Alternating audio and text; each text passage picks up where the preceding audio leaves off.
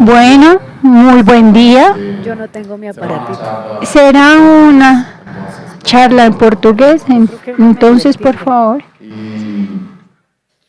Muy bien. ¿Todos listos? Y bueno, ¿estamos listos? Entonces, muy buen día, en realidad muy buenas tardes para todos. Yo tengo el placer que nosotros vamos a escuchar hoy a la profesora Nilma Lino Gómez, que es una de las grandes nombres de Brasil en términos de discusión, de diversidad, de inclusión, de las políticas Racistas do Brasil. antirracistas en Brasil. É currículo bastante largo. Eu vou fazer resumo. Es largo.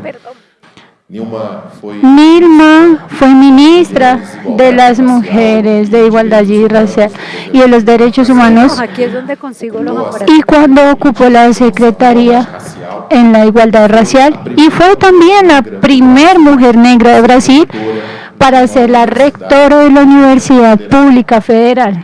Entonces, además de eso, participa en el Consejo de Educación de varios grupos en los que está asesorando tanto para el gobierno como para ONG en esa lucha por las políticas antirracistas. Y hoy nosotros tenemos mucho orgullo de que podamos tener la presencia de ella como una consultora de políticas antirracistas de la Fundación Santillana. Entonces, para mí es un placer muy grande contar con tu trabajo, Nilma. Y la idea de esta mesa de hoy es que nosotros podamos discutir las desigualdades en la educación de América Latina. Y tal vez un recorte de esas desigualdades en la óptica racial. Nosotros tenemos una región muy rica en diversidad cultural, en diversidad étnica, y también tenemos los desafíos absolutamente constantes. A pesar de los avances, nosotros podemos continuar en esa página de las dificultades. Y en la cuestión de la desigualdad racial, entonces es un problema estructural, es un problema que nosotros tiene profundamente raizado en nuestras sociedades, en nuestras culturas. Entonces, siempre con estos avances hay una alimentación muy grande de oportunidades, donde especialmente para las personas no blancas, tú nos puedes ampliar un poco más sobre esto, no solamente la población negra, es una situación que alcanza otros extractos y obviamente las cuestiones ligadas que están en esas diferencias de género, la cuestión de pobres y ricos que son realmente alarmantes, y en esa realidad donde no compromete solamente el futuro individual de esos alumnos, de los estudiantes, pero también va a comprometer ese potencial como región y toda potencia que nosotros tenemos la condición de desarrollar esos países es bastante perjudicada por esos abismos sociales que nosotros enfrentamos. Pero Nilma, para que nosotros podamos comenzar y podamos tener ya había hablado que América Latina tiene más de 18 millones de alumnos en la educación básica, en un continente súper expresivo. Y los estudios nacionales, cuando están disponibles, van a mostrar que es un sistema que todavía no consiguió encontrar una forma de superar esas desigualdades, especialmente que están vinculadas a algún vínculo racial, tanto de pobres como de ricos. Yo quiero traer un ejemplo que ya habíamos hablado hace poco, que la tasa de abandono escolar en Brasil, en un país que tiene un sistema de datos públicos bastante eficiente, es una cuestión que no se encuentra en todos los países de América Latina. Entonces, se muestra que el 71% de los alumnos que abandonan el sistema escolar en esa trayectoria de vida son negros. Esa tasa, cuando está en la población blanca, va a caer sobre el 27%. Entonces, imaginen el tamaño de la desigualdad. Es un tamaño muy expresivo. Si nosotros comparamos ese número entre pobres y ricos, él también va a estar en un número alarmante. Los más ricos la tasa de abandono es mínima, es pequeña, y la tasa de conclusión en ese caso, que va a pasar el 90% hasta el 7%, y esa tasa de conclusión de población negra va a caer hasta el 80%, hasta el 79%. Entonces hay una diferencia muy grande. Es un número que no se puede aceptar. Entonces, ¿dónde está fallando nuestro sistema para que se pueda corregir? Entonces, yo sé que es una pregunta del millón y que no tiene una respuesta fácil, pero vamos a comenzar hablando de esas diferencias. Entonces, buenos días, no, buena tarde para todas las personas. Para mí es un placer estar aquí con cada uno de ustedes, con tantas personas que luchan por la educación, que creen en la educación, que pueden hacer. Gracias a la Fundación Santillana por la invitación, por ser entrevistada. Hablar con Luciana, Luciano es una persona que yo admiro mucho, y también porque él me invitó para ser parte de la Fundación Santillana en Brasil. Entonces, el tema que nosotros vamos a hablar ahora es un tema que atraviesa América Latina como un todo, en mi opinión, claro que con especificidades, con la historia de cada país, y también se va a articular con las culturas indígenas, como ya se fue hablado.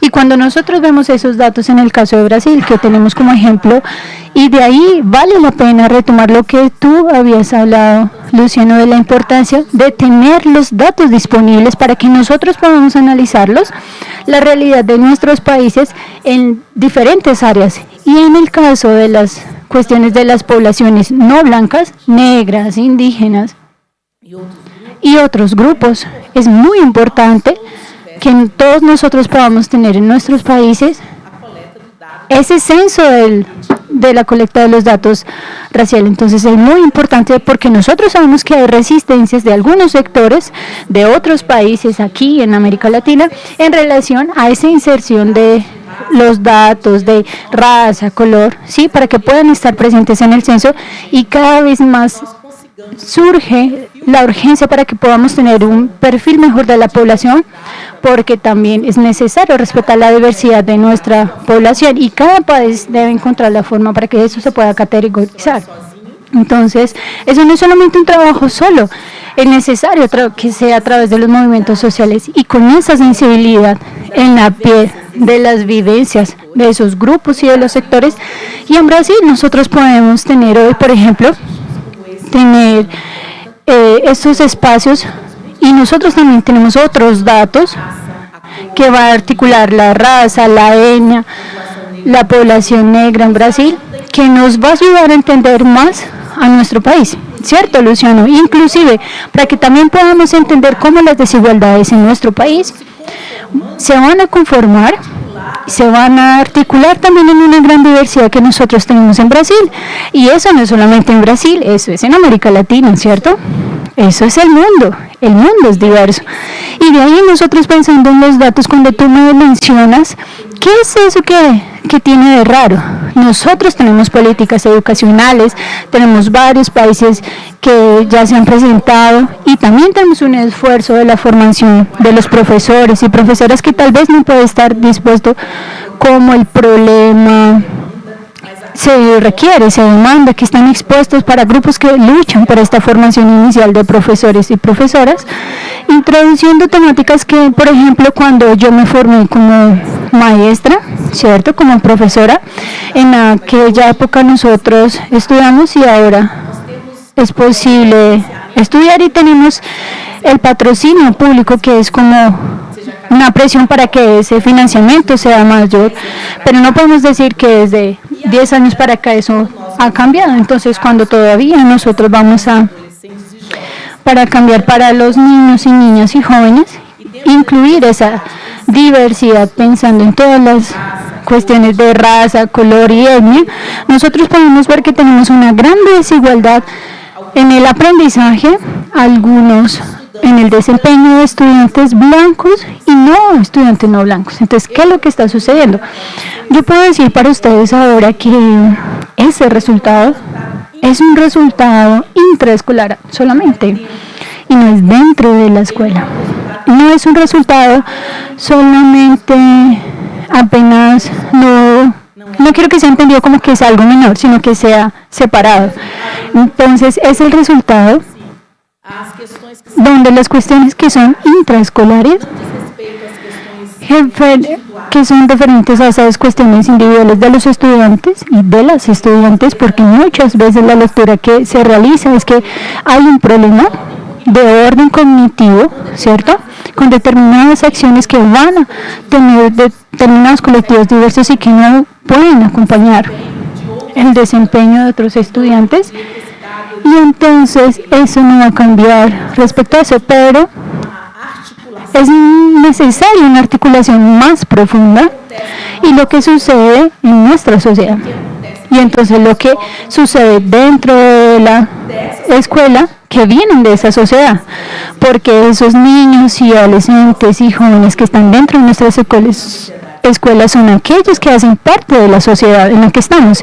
Entonces lo que sucede es que hay una implicación profunda en Brasil y en los países de América Latina de esa relación de desigualdad y de diversidad. Entonces muchas veces en la escuela no termina de comprender en profundidad la educación y muchas veces se va a naturalizar un dato. Entonces por eso un dato como este, para que podamos asustarnos, ¿no? No es un dato para que solamente lea y mire, tenemos acá una estadística. No, este es un dato que nosotros, que es del campo de las políticas públicas, y es necesario que pueda ser indagado y para preguntarnos qué está sucediendo, nosotros qué estamos consiguiendo para poder tener una igualdad en términos de aprendizaje y unas cosas que suceden. Entonces lo que sucede también es cuando un determinado seguimiento de la población, que es un seguimiento también que tienen los datos de Brasil, cuando vamos a discutir la cuestión de pobreza, de acceso al trabajo, la escolarización completa en la educación básica y también en la educación superior, la renta. Es un grupo que en el caso de Brasil vamos a hablar que es un grupo racial blanco que siempre va a estar en mejores condiciones de que otros grupos étnicos raciales.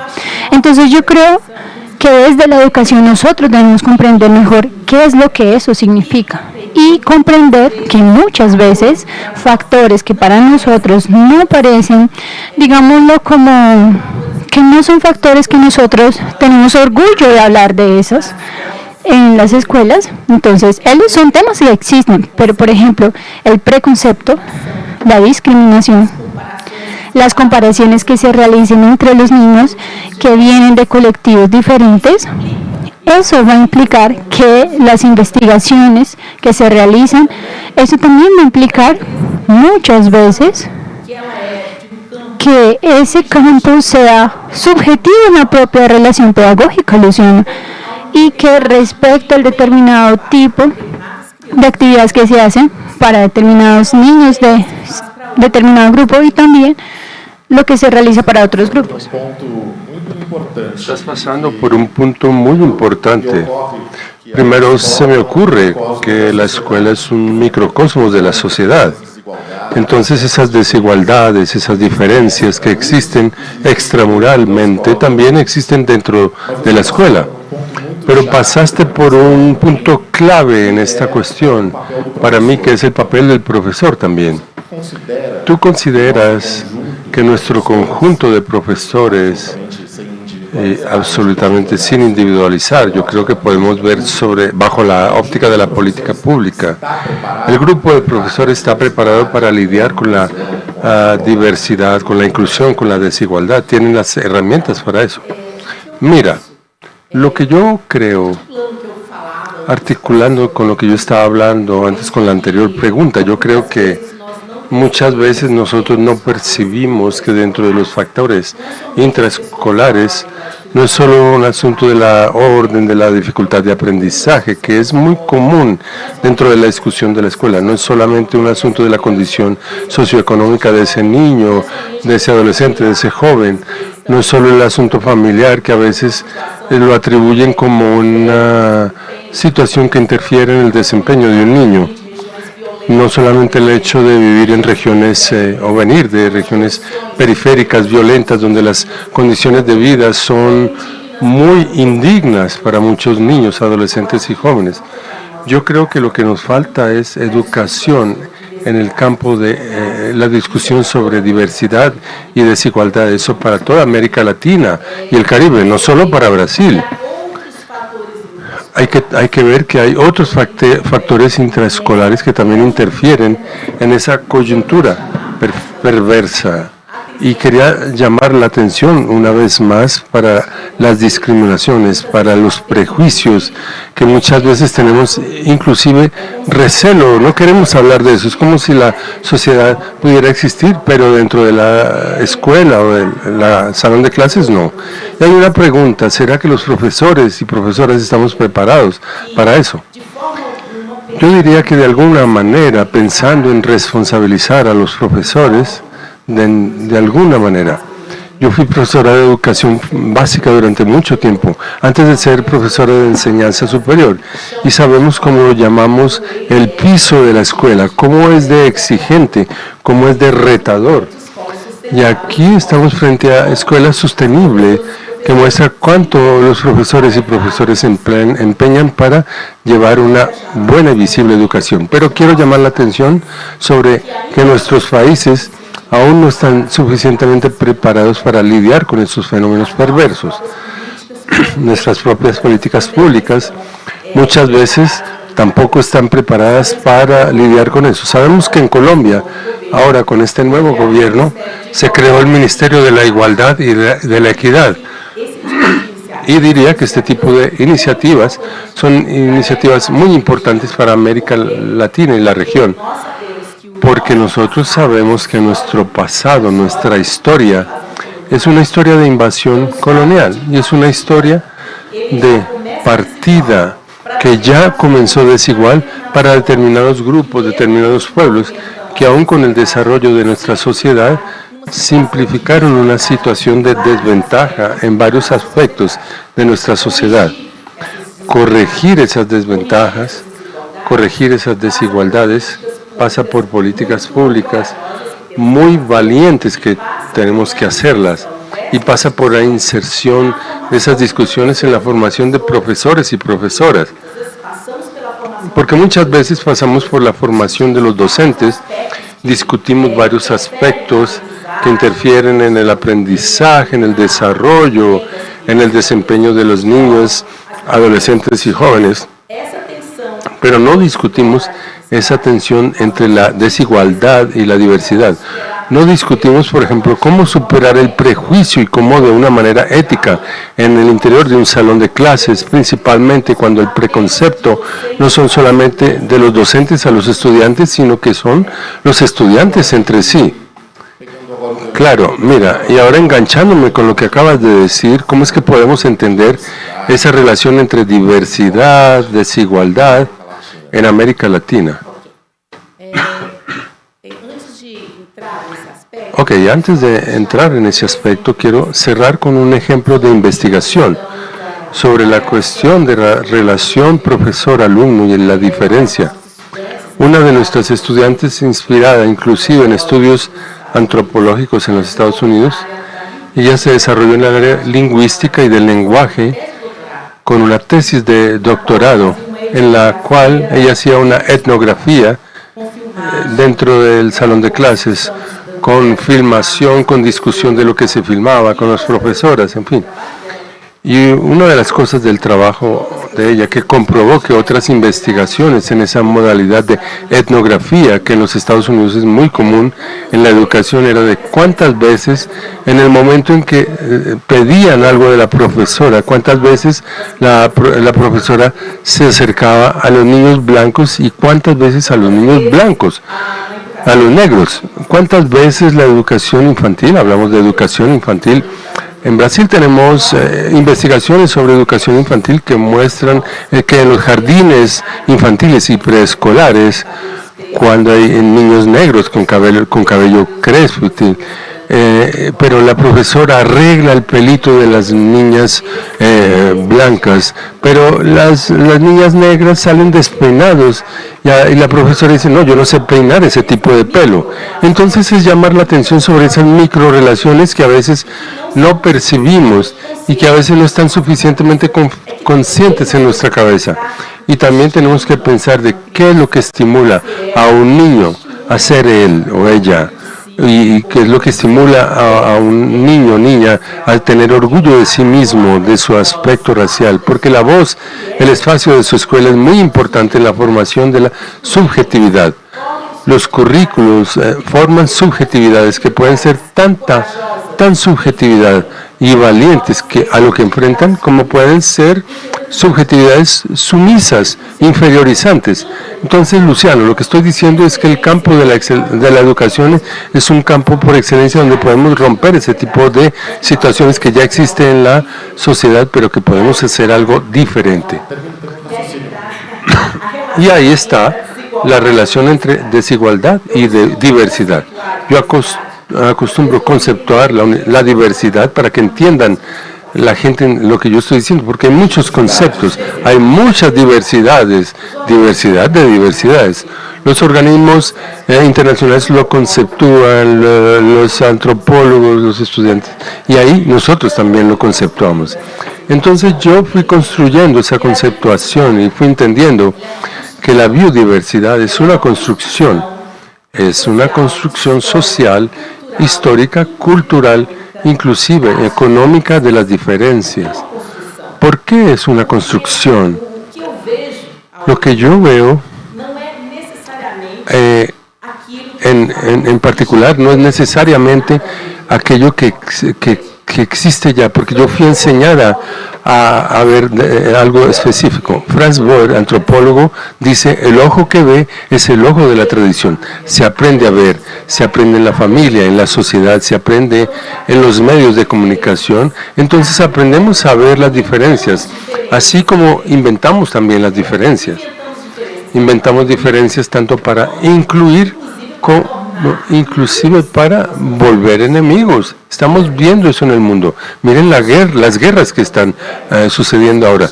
La justificación para las guerras no son justificaciones económicas en sí. Existen otras justificaciones que vienen de las diferencias, ya sean religiosas, ya sean éticas, étnicas, políticas, etc. Entonces, esa es una construcción. Entonces, más de lo que yo veo, porque muchas veces vemos y decimos, la diversidad es el negro más el indígena, más el inmigrante más el blanco. Eso igual es diferente. Uno más gordo, el otro más flaco. Es más que eso, es una cosa más compleja. Y esa posición compleja se da en el contexto de las relaciones de poder, y eso es lo que nosotros no podemos olvidar. La diversidad, las diferencias siempre fueron construidas en un contexto de las relaciones diferentes de país que tenemos. Discúlpame, pero en este caso yo creo que tiene una cuestión importante, que es la importancia de que tú tengas ese perfil de personas negras indígenas en los cargos de poder también. ¿Por qué? Porque si es el contexto de las relaciones desiguales del poder, que las diversidades van a ser construidas en nuestra América Latina. Entonces, si tú quieres revertir esa situación, no basta solamente con mejorar la situación económica, hacer las políticas de combate a la pobreza, políticas de combate al hambre, etc. Y continuar dejando a esas personas o a esos colectivos, más que personas, los colectivos considerados diferentes, y que fueron esas relaciones de poder siendo transformados desiguales a los lugares de donde venían, donde estaban, fuera de una visibilidad y fuera de una presencia digna con los grupos de poder en nuestra sociedad. ¿Qué es lo que crea eso, Luciano? Eso crea reparación histórica, justicia. Hablamos mucho de justicia social. Se aplica la justicia social en la práctica. Hay que redistribuirla, hay que distribuirla, hay que conocerla, y tienen que colocarla en lugares de poder, de decisión. Y eso crea también referencias. Y no solamente referencias para aquellos que son de esos grupos, que estamos llamando de los grupos considerados diferentes. Es referencia para todas las personas. Aquí al frente, como una mujer negra que soy una referencia para muchas cuestiones. Entonces, imagínense ver una persona negra en este evento. ¿Qué referencia de diversidad tenemos? Pueden decir, no, pero tenemos de edad, nivel socioeconómico. Pero lo que las investigaciones nos han mostrado es que donde más toman las personas, nosotros, sujetos sociales, en los asuntos de cercanía y de afección y de adhesión, tiene que ver con la corporidad. Somos un cuerpo en el mundo. Cuando nosotros llegamos a nuestra corporeidad, llega antes de abrir la boca para hablar con ustedes. Así es. Y esa corporeidad está escrita.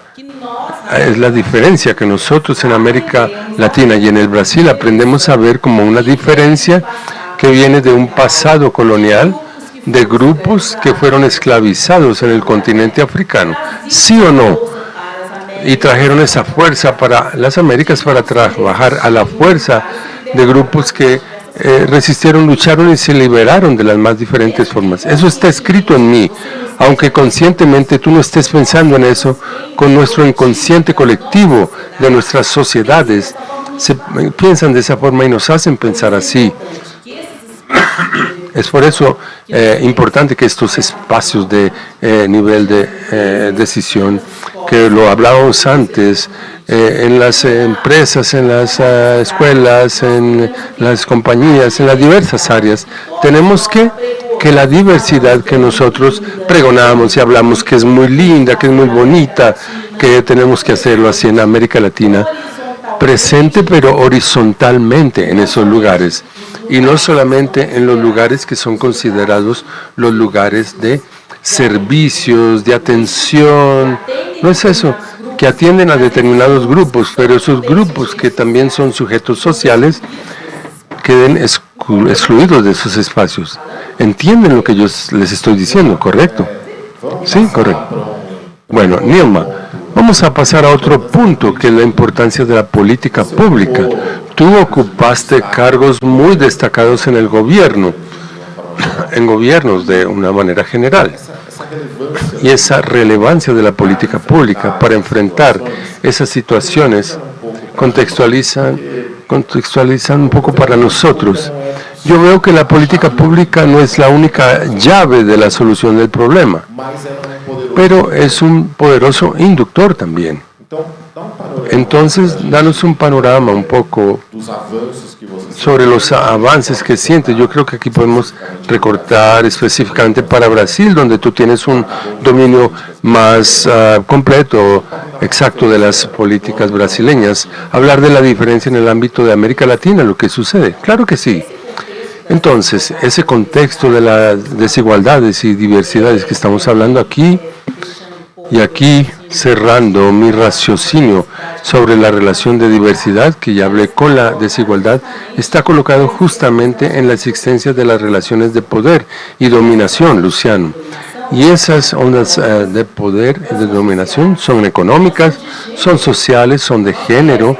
Nosotros las mujeres sabemos lo que significa desigualdad de género en los puestos de trabajo, en las empresas, son de orientación sexual, esas desigualdades. Entonces, un avance para nosotros en el campo de la educación es entender que las desigualdades no son solamente económicas, también son económicas, pero son estructurales de raza, de género, de etnia, de diversidad sexual. Es un conjunto de desigualdades que inciden con más contundencia, con más fuerza sobre los colectivos diversos y tratados de una manera desigual.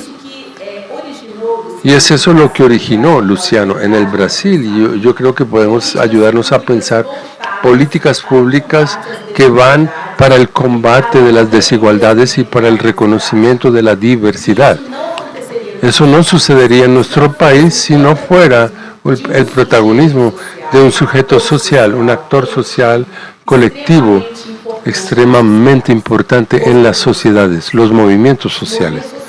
Los movimientos sociales son faroles que muchas veces causan incomodidad, incomodan, presionan, tensionan, son radicales muchas veces, Pero si no fuese por la acción de esos movimientos sociales, tenemos aquí en América Latina un movimiento indígena y sabemos que es una fuerza de esos movimientos indígenas. Sabemos de la fuerza del movimiento feminista. En el Brasil, el movimiento negro, junto con el movimiento de los pueblos, del campo, en la lucha por la igualdad y condiciones iguales para las personas en el campo, continúan en el campo. Entonces, en el Brasil, la parte social, los movimientos sociales, especialmente el movimiento negro, siempre, ¿cómo les puedo decir?, presionó, denunció al Estado brasileño esa situación de desigualdad racial, de la existencia del racismo, de tal manera que nuestra Constitución Federal, en el 5º capítulo de la Constitución nuestra,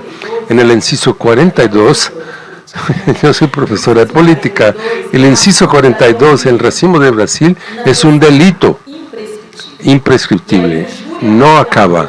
Y aquí la injuria a Brasil es comparado como el crimen de racismo. Eso muestra el avance del Estado brasileño, de un fenómeno que es perverso, que ninguna sociedad que quisiera tener, pero sabiendo que existe la sociedad tiene que reaccionar para superarlo, acabarlo. Entonces, esos movimientos en Brasil venían cobrando educación para todos, incluyendo a la población negra, salud para todos, incluyendo a la población negra, vivienda para todos, incluyendo a la población negra. Pero se percibió, se dieron cuenta que no bastaba ese todos, porque ese todos universalizante no lograba tomar ese grupo aún más excluido. Y se hablaba ya de educación para todos, pero las estadísticas mostraban que la población negra tenía menor educación, tenía menos educación. Entonces tenemos que calificar esa idea del todos en una sociedad y entender que esos todos se organizan en esa tensa relación de desigualdad, de diversidades. Y cuando vio hacia el Estado brasileño, ¿qué dijo ese movimiento? Si el Estado brasileño reconoce la existencia de la desigualdad, de la diversidad, ¿por qué no hay políticas públicas específicas para cuidar de esa situación? ¿Por qué no hay investigaciones que focalicen y hagan que traigan a esas personas, a esos grupos, para dentro del campo de la igualdad? Cuando esas políticas hagan eso, ya no se necesitan más políticas específicas. Esa es la esencia de las políticas ya siendo afirmativas. Reconoces que hay determinados colectivos que históricamente están en situación de desigualdad y desventaja en relación a otro grupo, y ahí se hacen políticas para que ustedes retiren esos sujetos de esa situación de desigualdad, que ya se ve su diferencia, y lo trae dentro de las políticas macro, y ahí creas una igualdad, ahí sí, para todos, incluyendo las diferencias. Y en ese sentido, aquí en 2003 nosotros logramos, en esa lucha del movimiento negro, que el Estado supiera de eso y que quedara comprometido. Un gobierno que asumió el Estado comprometido con los movimientos sociales y dio algunos pasos importantes. Creó su ministerio, aquí como en Colombia, así como en Colombia se creó, que es el Ministerio de la Igualdad Racial. Después se creó el Ministerio de Políticas para las Mujeres. Se creó otro ministerio que es el Ministerio de los Derechos Humanos, porque en muchos países no tenemos un tema de derechos humanos. Hay una coordinación, hay una área, pero no hay un ministerio. Y cuando se coloca el ministerio dentro de la estructura del Estado, tienes que tener presupuesto, la simbología del poder, claro, porque esos sujetos van para dentro de esos espacios de poder. En el Brasil hasta entonces no teníamos ministros y ministras negras. Hoy tenemos inclusive el Ministerio de los Pueblos Indígenas, con una ministra que es indígena. La situación indígena en América Latina es dramática. No sabemos de eso. Pero ¿cómo vamos a lograr corregir esa desigualdad si las personas que hacen parte de esos grupos excluidos no conversan, no son llamadas a hablar y a decidir sobre cuáles son las políticas mejores para superar esas desigualdades? Siempre serán los otros. Alguien se las hace a ellos, pero sin oírlos. Y ahí está la importancia de la política pública, del ministerio, También hubo una acción más importante, voy a nombrar solo algunas, que fue dentro del Ministerio de Educación construir una secretaría específica para cuidar de las cuestiones de diversidad en la educación básica. Y de allí para acá, esa secretaría nos ha ayudado mucho, inclusive con los datos, mostrando, por ejemplo, que una población en el Brasil, que son los pueblos quilombolas, que llamamos, que aquí los llamamos palenques aquí, en el Brasil están con una situación de mayor desigualdad que las de los niños negras en el campo. La mayoría de esos pueblos están en lo rural, en el campo. Solo así logramos entender que la educación necesitaba tener políticas públicas educativas específicas para que esos niños, adolescentes y jóvenes pudieran ser tratados de una manera igualitaria, ahí sí con su diferencia dentro de la propia materia de educación. Con recursos, recuerden bien eso, ninguna política pública es solo hecho con ganas, solo de diálogo. Para eso tienes que entrar dentro del presupuesto del Estado. Tal vez ahí esté la mayor disputa, porque a veces entienden las partes, interesante, bueno, pero al hablar del presupuesto estos van para estos ministerios para hacer este tipo de acciones. ¿Qué significa? Redistribuir. Y ahí se está haciendo justicia social. Ahí se está reconociendo y está distribuyendo. Bueno, un segundo. En caso de que alguien tenga alguna pregunta, si la pueden enviar aquí para nosotros, yo pongo pueden dirigirla a Nilma. Bueno, disculpa por haberte cortado, pero quería aprovechar un poco nuestros minutos finales para que conversemos sobre qué es dentro de la educación una educación antirracista, que es una educación que tiene que ver especialmente para atacar esas desigualdades raciales. Mira, una educación antirracista en el Brasil, una de las políticas que fueron inauguradas, digámoslo así, en 2003, fue una alteración de nuestra ley de directrices y bases. Piensa en las leyes y directrices de bases de los países aquí representados. No los conozco totalmente, pero muchas veces en las diferentes, porque yo tengo más contacto con el continente africano, pero muchas veces las legislaciones que tenemos de educación sí son universalizantes esas legislaciones, porque claro, la educación es para todo el mundo, la educación pública gratuita, principalmente pensando en esa modalidad de educación. Pero existe esa cuestión de biodiversidad que no está presente allí, principalmente en algunos colectivos que son fuertes en la historia de ese país. Entonces, en 2003 alteramos nuestra LDB, introdujimos en los artículos del MDB, que es el 26, solo para esclarecer que LDB es un conjunto de leyes básicas de educación en el Brasil. Es la ley de directrices y bases de la educación. Claro, algunos países dicen ley de base, en fin. Entonces, introdujimos en el artículo 26, que hablaba sobre el trato de la diversidad de nuestro país en la educación, un artículo una legislación que es la 10.639, que lo hizo obligatorio en el Brasil, la enseñanza de historia y cultura afro-brasileña en las escuelas de educación básica, de educación infantil, hasta enseñanza media. En 2008 los pueblos indígenas consiguieron ese avance y esa legislación pasó ante otro número, incluyendo también hablando sobre las culturas, historia de los pueblos indígenas. Ese es un pueblo de educación antirracista, porque muchas veces las ideas preconcebidas que tenemos de inferioridad, porque eso es como es lo que hace el racismo. El racismo tiene varias definiciones complejas, pero yo podría dar una muy sencilla y directa. Es aquel conjunto de creencias o de pseudo teorías y prácticas que priman por lo siguiente: superioridad racial, inferioridad racial. Ese es el racismo. Cuando ves determinados grupos y tu mente trae, por ejemplo, ideas que esa persona sabe menos de lo que ella realmente sabe. Ella tiene un carácter aceptado por la etnia y por la raza que ella tiene, que ella posee, de donde viene. Eso es racismo que opera en nuestra cabeza todo el tiempo. Claro, el concepto de equidad, porque si colocamos a todo el mundo al mismo nivel para discutir y hacer la disputa del espacio por una metodología más justa. Ahí hablamos de la educación antirracista. Es aquella que prima con legislaciones, como ya les hablé, por cambios curriculares, cambios de prácticas, pero antes que todo es una postura. Luciano, la educación es una postura ciudadana. Si tú no tienes una postura que entiende que la ciudadanía tiene que tener la igualdad, la equidad para todas las personas, independientemente de tu diferencia, creencia, sexualidad, etcétera, no logras desarrollar un método antirracista.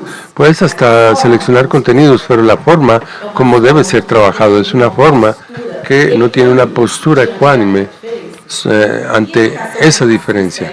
Y educación antirracista también es una reparación histórica, porque personas que en el Brasil, estoy dando un ejemplo del Brasil, que en su infancia, como yo, abrimos el libro de historia, y en el libro de historia que nosotros veíamos sobre la historia, la población negra en el Brasil era a partir de la esclavitud. No existía continente africano en los libros de historia.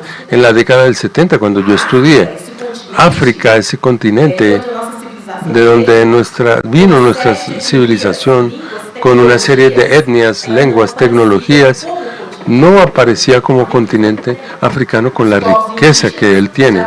Los pueblos indígenas ya aparecían en mi época como pueblos colonizados, ya aparecía eso, gente. Todos los libros de investigación en el Brasil que tengan lectura crítica apuntan a eso, que ya cambió mucho hoy. Hoy trabajamos con esos datos, sabemos cómo es de difícil hacer ese cambio, no es sencillo hacer ese cambio. Entonces es comunicación antirracista, educación antirracista, y ese cuidado que hablamos tanto sobre él. Yo entiendo que equidad no es un fin. Entonces vamos a educar para transformar. ¿Para qué? Para alcanzar la equidad. No, la equidad no es un fin, la equidad es un proceso. Es el mayor proceso que tenemos que implementar, las prácticas, las políticas, currículos, posturas de formación inicial, continuada, con equidad. Para que ahí, más adelante, ¿qué encontramos? Ciudadanos y ciudadanas dignos de ser lo que son. Es eso, queremos ser aceptados, sí o no, pero queremos ser aceptados en nuestra totalidad. No tenemos que tener una metamorfosis para ser aceptado por el otro, por la otra. Es básico en la educación, una educación transformadora. Es aquella, en mi perspectiva, que logra en ese proceso de transformación tener empatía con los diversos sujetos de sujetos diferentes con los cuales nosotros lidiamos cotidianamente como docentes, ya sea en educación básica o en enseñanza superior. Eso es una educación que transforma, porque esa subjetividad que está tan específica y tan amarga, muchas de ellas necesitan estar erguidas. Los movimientos sociales hacen eso.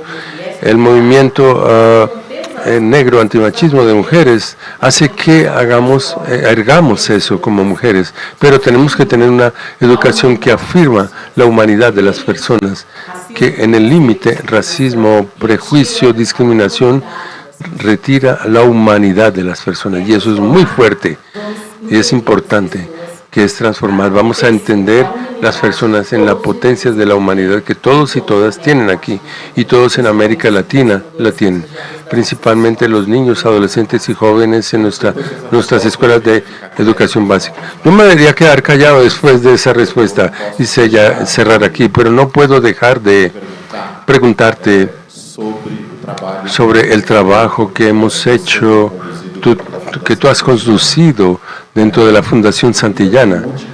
Yo quiero hacerte esta última pregunta, que tú nos cuentes rápidamente cuál es tu trabajo. Yo no puedo hablar de eso porque me parece un proyecto lindo, pero nos gustaría que compartieras con nosotros ¿Cuál es esa iniciativa que tenemos conducido dentro de la Fundación bajo tu liderazgo? Bueno, yo pienso que ese trabajo de consultoría de políticas antirracistas en la Fundación Santillana del Brasil tiene que ver con la mirada de la propia Fundación Santillana en el Brasil, de ella misma, y que creo que es muy productiva. Pensemos que en un país como el nuestro, tan diverso y tan desigual, con muchos avances en la lucha antirracista, no teníamos una discusión desde la Fundación Santillana sobre esas cuestiones, porque era una fundación que trabaja con educación, educadores y educadores. Pero se construye ese espacio que estamos construyendo, pensamos de varias maneras, una forma comunicativa, para conversar con los profesores y profesoras sobre sistemas, trayendo personas que sean personas que investigan, que realizan una práctica de la educación antirracista con la entidad, que trabajen con el tema de la cultura, de la producción, de un universo imaginario. Y entonces produjimos una serie de podcasts que se llama Educación sobre asuntos etnorraciales. Son varias temporadas, estamos en la 4ª temporada, cada temporada tiene 8 episodios y esos podcasts son para todas las personas que quieren escucharlos, pero principalmente dirigidos hacia las profesoras y profesores de educación básica y que tienen mucho acceso. Ha tenido una entrada muy grande en la vida de los profesores. Y uno de esos puede estar inclusive, abrimos una llamada pública, se puede decir así, invitando a profesoras y profesores que ya quieran presentar sus prácticas. Y lo hicimos y fue muy productivo, porque esas profesoras y profesores se sintieron aquí como el premio, protagonistas de una acción educativa por excelencia.